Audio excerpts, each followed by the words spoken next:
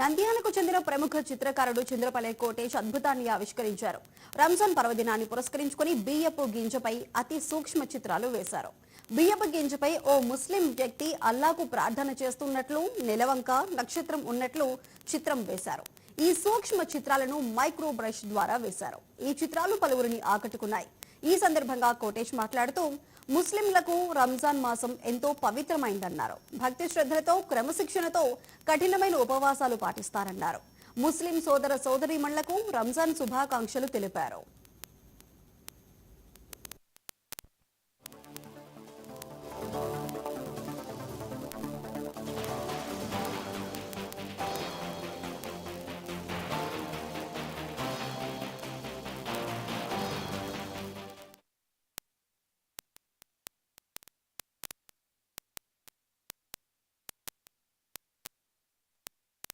రంజాన్ పర్వదినం సందర్భంగా బియ్యపు గింజపై అతి సూక్ష్మ చిత్రాలు గీశారు. ఈ బియ్యపు గింజలో ఒక ముస్లిం వ్యక్తి అల్లాకు ప్రార్థన చేస్తున్నట్లు, నెలవంక నక్షత్రం ఉన్నట్లు వేశారు. రంజాన్ మాసం చాలా పవిత్ర మాసం. ఎంతో భక్తి శ్రద్ధలతో క్రమశిక్షణతో కఠినమైన ఉపవాస దీక్షను పాటిస్తారు. తెల్లవారుజామున నుండి సూర్యుడు అస్తమించే వరకు ఉపవాస దీక్షలో ఉంటారు. ఉపవాస దీక్షలు ఉన్నంత వరకు నీరు కూడా తాగరు, లాలా జలాన్ని కూడా మింగరు, అంటే ఎంగిలి.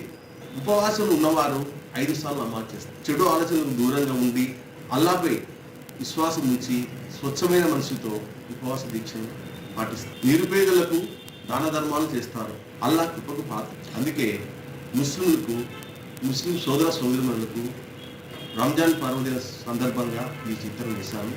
వారికి రంజాన్ పర్వదిన శుభాకాంక్షలు.